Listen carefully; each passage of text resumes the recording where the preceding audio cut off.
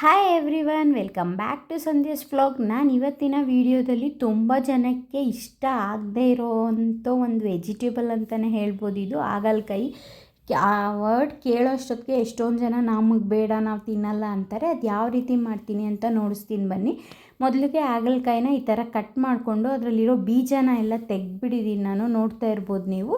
ಆ ಥರ ಕಟ್ ಮಾಡಿ ಈ ಬೀಜ ಎಲ್ಲ ತೆಗೆದು ಈ ಥರ ಸಣ್ಣಕ್ಕೆ ನಾವು ಸೌತೆಕಾಯಿ ಹಚ್ಕೋತೀವಲ್ವ ಕೋಸಂಬರಿಗೆ, ಆ ಥರ ಹಚ್ಕೊಂಡಿದ್ದೀನಿ. ಮತ್ತು ಅದಕ್ಕೆ ಒಂದು 3 ಸ್ಪೂನ್ಸಷ್ಟು ನಾನು ಆಯಿಲ್ನ ಹಾಕ್ಕೊಂಡು ಈ ಹಾಗಲಕಾಯಿ ಏನು ಕಟ್ ಮಾಡ್ಕೊಂಡಿದ್ದೀನಲ್ವ ಅದನ್ನು ಕೂಡ ಆ್ಯಡ್ ಮಾಡ್ಕೊತಾ ಇದ್ದೀನಿ. ಇದು ನಾನು ಜಸ್ಟ್ ವಾಶ್ ಮಾಡಿ ಕಟ್ ಮಾಡಿದ್ದೀನಿ ಅಷ್ಟೇ. ನಾನು ಇದಕ್ಕೆ ಅರಿಶಿನ ಪುಡಿ ಆಗಲಿ ಬೇರೆ ಏನೂ ಆ್ಯಡ್ ಮಾಡಿಲ್ಲ ಕಟ್ ಮಾಡ್ಕೊಳ್ಳೋಕ್ಕೆ ಮುಂಚೆ. ಅದು ಸ್ವಲ್ಪ ಜನ ಅದನ್ನು ನೆನೆಸಿಡ್ತಾರೆ ಅರಿಶಿನ ಪುಡಿಯಲ್ಲಿ. ನಾನು ಆ ಥರ ಎಲ್ಲ ಏನೂ ಮಾಡಿಲ್ಲ.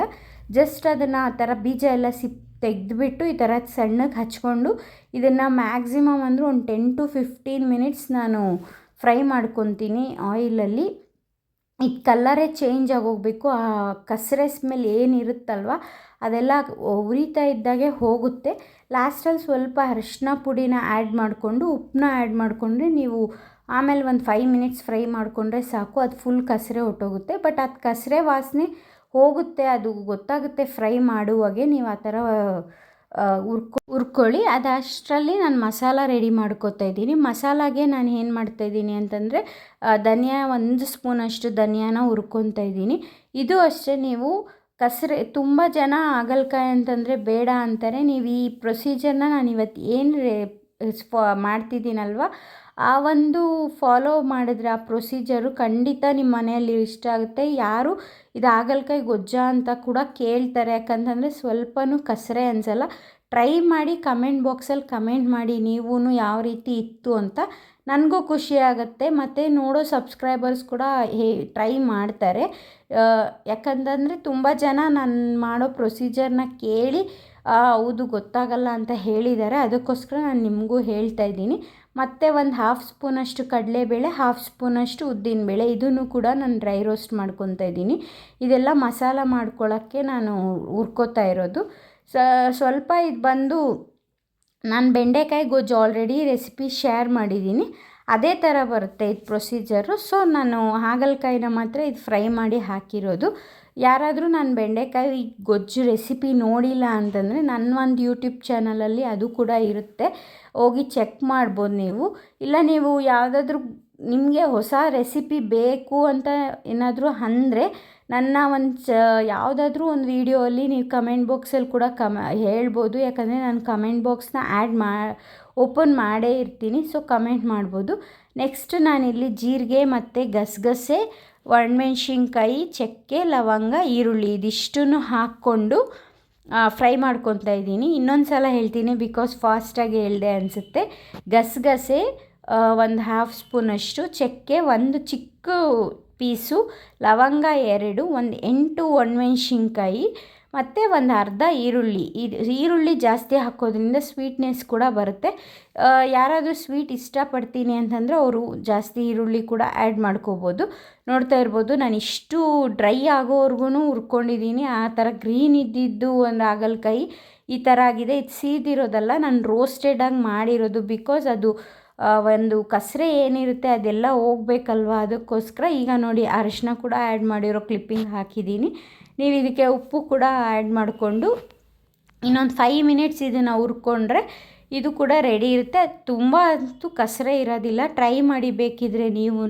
ಬಲ್ತಿರೋದಾದರೆ ಒಂದು ಸ್ವಲ್ಪ ಕಸರೆ ಇರುತ್ತೆ, ಬಟ್ ನೀವು ತುಂಬ ಹುರ್ಕೊಂಡ್ರೆ ಇರಲ್ಲ. ಎಳೆದಂತ ಏನಾದರೂ ನೀವು ಯೂಸ್ ಮಾಡಿದ್ದೀರಾ ಅಂತಂದರೆ ಸ್ವಲ್ಪನೂ ಕಸರೆ ಅಂತ ಅನಿಸೋದೇ ಇಲ್ಲ, ಅಷ್ಟು ಚೆನ್ನಾಗಿರುತ್ತೆ.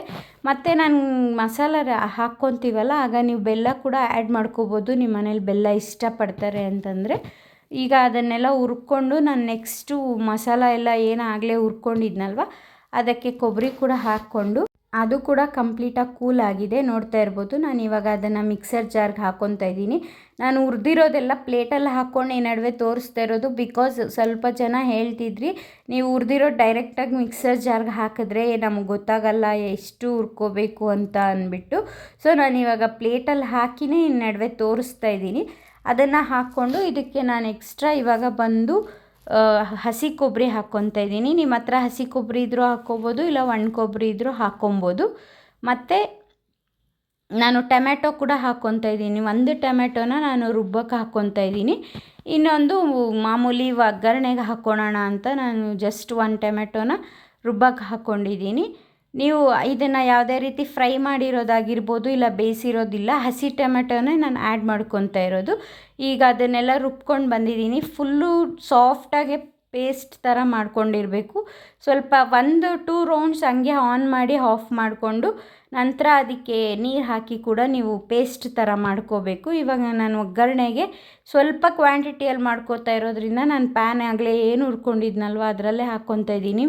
ಈ ಥರ ಮಾಡೋದ್ರಿಂದ ಸ್ವಲ್ಪ ಪಾತ್ರೆ ಕೂಡ ಕಮ್ಮಿ ಆಗುತ್ತೆ ಅಂತ ಹೇಳ್ಬೋದು. ಟಿಪ್ಸು ಅಡುಗೆ ಮನೆ ಹೇಗೆ ನಾವು ಮ್ಯಾನೇಜ್ ಮಾಡ್ಬೋದು ಅಂತಂದರೆ, ನಾವು ಈ ಸಣ್ಣ ಪುಟ್ಟ ಫ್ರೈ ಮಾಡ್ಕೊಂಡಿರ್ತೀವಲ್ಲ ಅದರಲ್ಲೇ ಮತ್ತೆ ಒಗ್ಗರಣೆ ಹಾಕ್ಕೊಳೋದಿರ್ಬೋದು, ಅದನ್ನು ಚಿಕ್ಕದಕ್ಕೆ ಬಗ್ಸಿ ಮತ್ತೆ ಅದರಲ್ಲೇ ನೆಕ್ಸ್ಟ್ ಏನಾದರೂ ಮಾಡ್ಕೊಳೋದಿರ್ಬೋದು.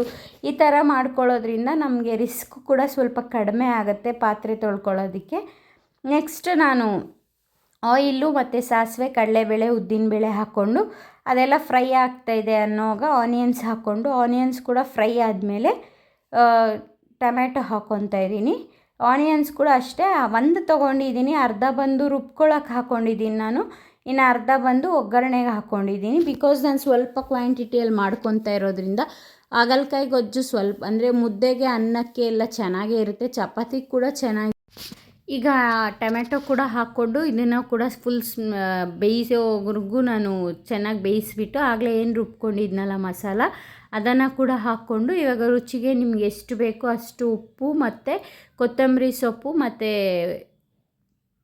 ಹಾಗಲಕಾಯಿ ಫ್ರೈ ಮಾಡ್ಕೊಂಡಿದ್ದೀವಲ್ಲ ಇದಿಷ್ಟು ಹಾಕಿಬಿಟ್ಟು, ನೀರು ಕೂಡ ಅಷ್ಟೇ ಸ್ವಲ್ಪ ತೆಳ್ಳಗೆ ಮಾಡ್ಕೊಳ್ಳಿ, ಅದು ಆರ್ತಾ ಗಟ್ಟಿ ಆಗುತ್ತೆ. ಅದಕ್ಕೋಸ್ಕರ ಇದೆಲ್ಲ ಹಾಕ್ಕೊಂಡು ಚೆನ್ನಾಗಿ ಕುದಿ ಬರೋ ಅಷ್ಟೊತ್ತಿಗೆ ಆಫ್ ಮಾಡಿಕೊಂಡ್ರೆ ನೀವು ಮುದ್ದೆ ಜೊತೆಗಾಗಿರ್ಬೋದು, ಅನ್ನ ಜೊತೆ ಆಗಿರ್ಬೋದು ತಿನ್ನೋದಕ್ಕೆ ರೆಡಿ ಇರುತ್ತೆ. ಇದು ತುಂಬಾ ಹೆಲ್ದಿ ಆ್ಯಕ್ಚುಲಾಗೆ. ಹಾಗಲಕಾಯಿ ಕಸರೆ ಆದರೂ ಅಷ್ಟೇ ಒಂದು 5 to 10 ಮಿನಿಟ್ಸ್ ಕಸರೆ ಅನಿಸುತ್ತೆ, ಬಟ್ ಹೆಲ್ತ್ಗೆ ಒಳ್ಳೇದಿರುತ್ತಲ್ವ. ನೀವು ಮಾಡಿಕೊಂಡು ಟೇಸ್ಟ್ ಮಾಡಿ ಕಮೆಂಟ್ ಮಾಡಿ. ನನ್ನ ಚಾನಲ್ನ ಹೀಗೆ ನೋಡ್ತಾ ಇರಿ, ಲೈಕ್ ಮಾಡಿ, ಶೇರ್ ಮಾಡಿ, ಕಮೆಂಟ್ ಮಾಡಿ, ಬೇಗ ಸಬ್ಸ್ಕ್ರೈಬ್ ಮಾಡ್ಕೊಳ್ಳಿ. Thank you.